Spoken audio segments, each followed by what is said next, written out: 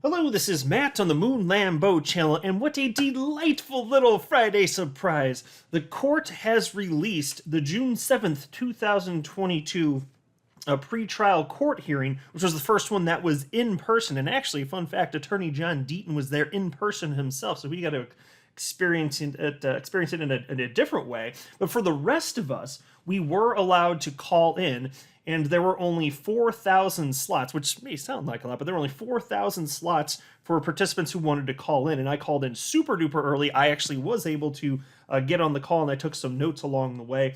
You're actually not allowed to record it, unfortunately, but I did take some notes along the way, and I ended up making a video covering what happened at the time. But those 4,000 spots filled up rather quickly, and probably most of the people that were trying to get in, frankly, couldn't, unfortunately. But what we have right now is a release of the transcript of that what happened that day. And it's even more power and illustrates just how ridiculous and absurd the SEC looks. They really thought they could pull a fast one on the judge, and they were not able to. So, I'm going to break down some of the specifics. I'm going to show you in writing on your screen exactly what was said verbatim, and it is some powerful stuff, and hopefully it gives you some lulls and you get a few chuckles out of this. But before going further, I do want to be clear. I do not have a legal or financial background of any kind. I am not offering legal or financial advice, and you definitely should not buy or sell anything because of anything that I say or write.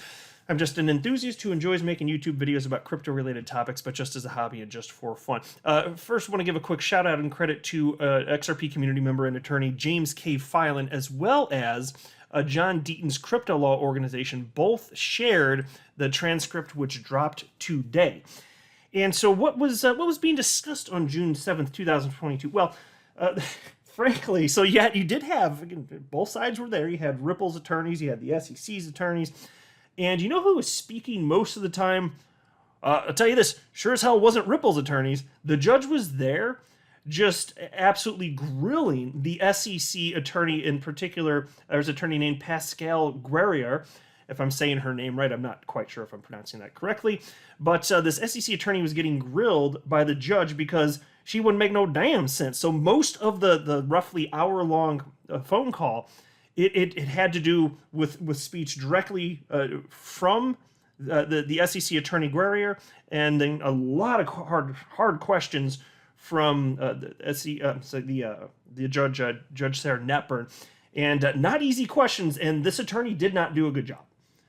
And it's fascinating. And this is what was being questioned largely was this claim that the SEC is making of attorney-client privilege, because you may recall that the Ethereum free pass speech that Bill Hinman gave on June 14th, 2018. Well, there are a bunch of emails surrounding this particular speech leading up to it, and there were drafts of the speech, and the SEC is making this claim that Bill Hinman was a client of the SEC. And as a result, there's certain protections there, and none of these emails around the Billy Boy Hinman Ethereum free pass speech, none of that should even be part of the case because of attorney-client privilege. And you'll see as I go through this that the judge just wasn't having it, and we found out just a few days or so ago when the judge released her official opinion on the motion regarding the attorney-client privilege. A judge said, no, this clearly is not a situation where there's any sort of attorney-client privilege here. I want to share with you to start something from attorney Jeremy Hogan, who of course runs the very popular YouTube channel Legal Briefs. And he was listening in on the call himself at the time on June 7th, and he wrote the following today on this topic. He said, Attorney Filan got the transcript of the hearing from June 7th, and my old abused ears did not deceive me. The SEC attorney really did say that Hinman's speech provided the market SEC guidance. The gambit has completely fallen apart for the SEC in RE, the fair notice defense. And so, in other words, this is what Jeremy Hogan's writing. In other words, and this is hilarious, the SEC tried to have it both ways and instead got it no ways. Like when you're cheating on your girl and they both find out and then have no girl, which is the funniest way to word this. And so basically, SEC attorney Guerrier made an unforced error. You'll see as I go through this.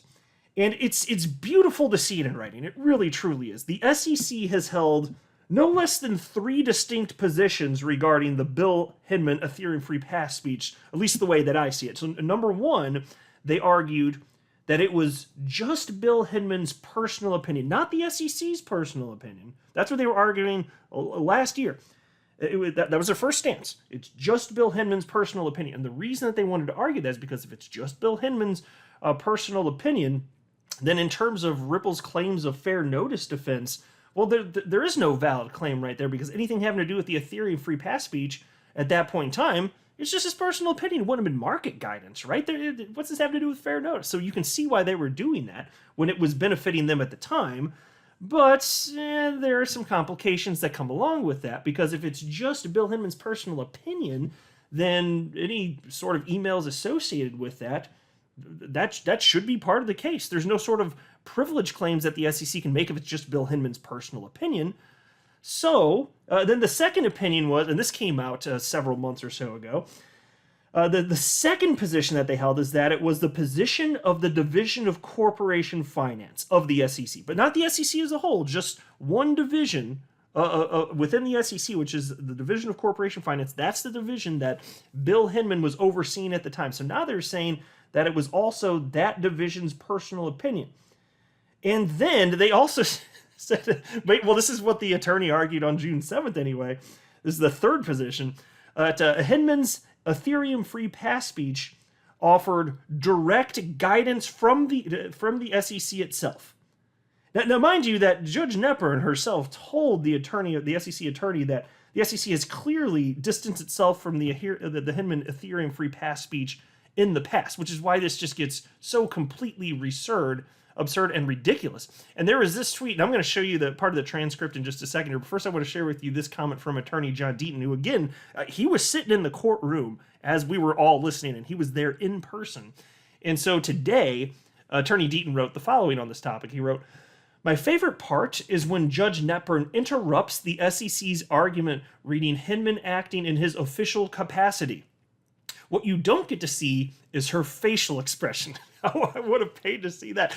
So there were multiple occasions where the SEC attorney Guerriere, she was speaking, and then she just got cut off by the judge, because she's like, whoa. And you know the reason why, and I can tell. It's like the judge is like, no, I'm not having this crap. That's how I interpreted it anyway. It's something along the lines of, I'm not going to deal with this crap. No. Stop right there. Here's why you're saying no. That's definitely how I took it, and I think everybody else listening in probably took it as well. So now if you go to the transcript here, this thing's 43 pages, but I'm going to share with you some of the juiciest, most interesting parts of this whole damn thing. And so here we are on page 13, and I'll start reading a portion of it right here where I'm highlighting. And this is Judge Sarah Knepper, and she said the following: "I'm familiar with the law here, and I don't think the law is that controversial. I think it's actually pretty clear. To me, the biggest issue is trying to reconcile the position that the SEC has taken in this litigation with the position you're taking here today. And again, a year ago, when we were talking about this deposition, and even otherwise in this litigation, the SEC has distanced itself from this speech, distanced itself from the sort of advice or interpretation that Director Hinman expressed there. And this speech has played a central role, I think, from the defendant's perspective, and I'll hear from them in a moment, about how Ripple and its officers understood the SEC's approach here. And it seems to me that the SEC took a position earlier in this litigation to distance itself from the speech, and now is taking a position to embrace the speech for purposes of cloaking this material." Yes, exactly. So let me just pause right there. That's exactly what I was saying right at the outset of this video. And the judge saw through all this crap, just like we all could. Before I ever heard the judge say that with my own 2 ears, I was saying there's no way the judge is going to fall for this. I was making hot jams all over this bitch on the Moon Lambo channel, which is the best channel on all the YouTubes, talking about this nonsense right here. The SEC took a position last year stating that it was just Bill Hinman's personal opinion, so that it would not hamper any sort of arguments they could make regarding fair notice. Because again, it's not market guidance from the SEC. There's no claims of fair notice defense then, right? Unfortunately, again, like I said, if it really is just Bill Hinman's personal opinion, all the surrounding documents, those are fair game. And so now the judge points out right here that what the SEC is attempting to do is, and this is her words, she said, cloaking this material. So now they're embracing the speech for purposes of cloaking this material. That's a quote from Judge Netburn right there. She absolutely saw through this. And then she said the following. It gets even better. I love this. This is awesome stuff here. And again, under the law, I don't think the law, again, is that controversial or hard to apply as a general proposition. In fact, I feel like we are talking about this speech in different lights depending on how it suits the SEC. That is some powerful stuff right there. So even then, she could say, and that's why I wish I had this in writing back then. That's like, Randy, yeah, I was taking notes, but upon hearing that, I was like, whoa. So she is taking it the same as we all have throughout this whole damn thing, because we got more than half a brain, don't we? I'll tell you what, in listening to all of the BS arguments that these asshats at the SEC has been making this whole time for a year and a half now, we can tell that it's so absurd. There's no way that they genuinely believe the BS they're pulling out of their rear sides. There's no way. And I said many times leading up to this, there's no way that the judge could possibly be falling for this. The judge here, well, there's two judges. In this case, we're talking about Judge Nepper. There's no way that she could be so stupid as to fall for it. And she's clearly not. Not remotely, not even a tiny little baby boo bit. And now let me fast forward a little bit because it only gets better, thankfully. Let's go down to page 29 now as I scroll. Here we go. And I think I wanted to jump in right here. Oh, yeah. So now we've got, this is going to be what I read now. What SEC Attorney Guerrier had to say. And she did herself no favors. So this would be an unforced error that she made right here, acknowledging that the Billy Boy Hinman Ethereum free pass speech was actually intended to be market guidance from the SEC, to deliver the SEC's message. And again, this is verbatim from the SEC attorney after arguing at the end of last year. No, it's just Bill Hinman's personal opinion. Think about that, and then listen to what this asshat attorney says here now, June 7th this year. She said the following. The predominant purpose of the counseling that Director Hinman received was legal advice, legal business of the government. The purpose, listen here, the purpose was to provide guidance to the market on legal issues before the SEC. Let's pause, I gotta pause.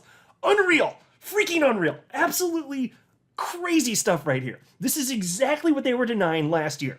And now, again, here's the quote from the SEC attorney, and talking about the Billy Boy Hinman Ethereum free pass speech. She says, and I quote, "The purpose was to provide guidance to the market on legal issues before the SEC." I couldn't believe it when I heard that as I was listening on the phone call for the first time. Unbelievable. And that's the part that attorney Jeremy Hogan was talking about when I covered that a few minutes ago. And then the SEC attorney continues. It doesn't get any better. She says the following.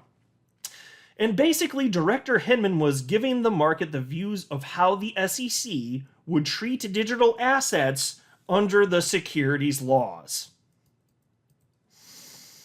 You guys heard that right. So again, it was originally SEC's position, Bill Hinman's opinion. Then it was the Division of Corporation Finance, and now it's the official position of the SEC, but as explained through Director Hinman. So what is it? It's everything? Why are we even having this discussion then?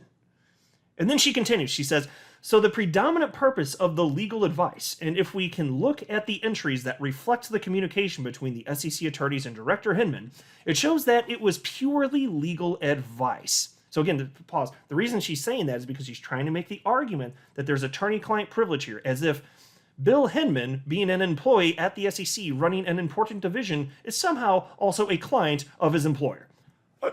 Okay, whatever. SEC attorney Guerrier continues.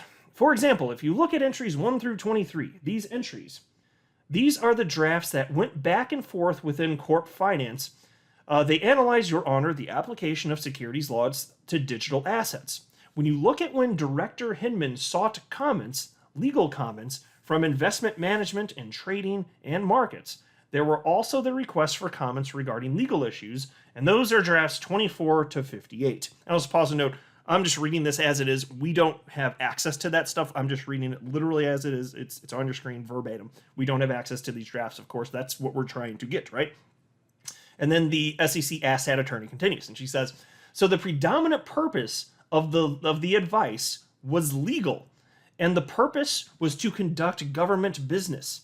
It is the director of CorpFin's business to advise the public about what CorpFin's position is on a particular matter that's of interest to the public. So again, just to make sure that this is clear, when they say CorpFin, that is the division that Bill Hinman was running at the time. And then she continues, so that the speech may have reflected his personal views does not change the fact that he is conducting government business, the government business of providing that kind of guidance to the market. And he states so in his speech. So there you go. So she's saying it is his personal opinion, but it's also official business. So there you go. It's both. That's now which is a completely different argument. It's, well, or largely different anyway, right? It's his personal opinion. Simultaneously, it's the position of the Division of Corporation Finance, which is not what they were saying last year. They were not making that argument last year. Hell no. And this is where Judge Netburn jumps back in, and I love this. She says, and you don't think that your statement that the purpose of the speech was to provide guidance to the market, that's what you said, you don't think that that is an inconsistent position to the position that you've taken in this litigation previously? False. Of course it is. And the SEC attorney knows that she's lying through her teeth. And we can all see this. Everybody observing this can see this. This little charade isn't tricking anybody here. You change your damn position, you SEC asshats. Come on now. But the SEC attorney jumps in and says, Your Honor, no, because previously we were discussing the deliberative privilege process. It's like, and then it just goes from there. It's all downhill. This did not go well for the SEC. It's all about privilege, right? It's just about the privilege, except for when that's not convenient. And then just change the story then yet again, because why the hell not? Because reasons. Now, we know that, now we know, with hindsight, the reason for this court, the reason that this pretrial court hearing occurred is that, I think anyway, Attorney Netburn wanted the SEC attorney to be on the record because you know that there's going to be an appeal after this. And so we've got all this nonsense on record. It's all transcribed. And I'm sure they've got an audio recording of it too, themselves anyway. So the point being, it's all on record, right? And we now know what Judge Netburn ultimately ruled, because I covered that in detail, and I'm not going to go into heavy detail again for this particular video. I've covered it very thoroughly in recent days, but I will highlight this one time. So now that we saw that train wreck over here, and train wreck for the SEC anyway, I want to share with you, and I've shared this on my channel recently, just the other day, a couple times actually, in two separate videos. I want to share it yet again to tie this all up in a nice little bow. This is the actual ruling regarding attorney-client privilege as Judge Netburn shot it down as she should have, and she did. Here is what she wrote in part. And this is very strong stuff here. She said, the hypocrisy in arguing to the court on the one hand that the speech is not relevant to the market's understanding of how or whether the SEC will regulate cryptocurrency, and on the other hand that Hinman sought and obtained legal advice from SEC counsel in drafting his speech, suggests that the SEC is adopting its litigation positions to further its desired goal and not out of a faithful allegiance to the law. Ba-bam, mic drop. It's such a beautiful thing. These SEC attorneys are having a rough go, let's say. They're having a very, very rough go. Oh, it's such a beautiful thing to see all of this here. So anyway, now that we had that transcript, I just want to share with you some of the most incredible parts. So I reread substantial portions of this before recording the video, and those are the ones the portions that stood out to me the most. And there was a lot of it where it was kind of similar and it kind of repeated, so I didn't want to literally go through the same. It would be a very boring video if I literally read 43 pages. But those were the best parts in my humble opinion, and that's what it looked like. So if you missed the call, fear not. Now you can read the whole thing if you so choose, and if not, just know that I shared with you some of the most relevant and interesting portions. But I'll go ahead and wrap up there. I'm not a financial advisor. You should not buy or sell anything because of anything that I say or write. That would be a very, very, very bad idea. Until next time, to the moon, Lambo.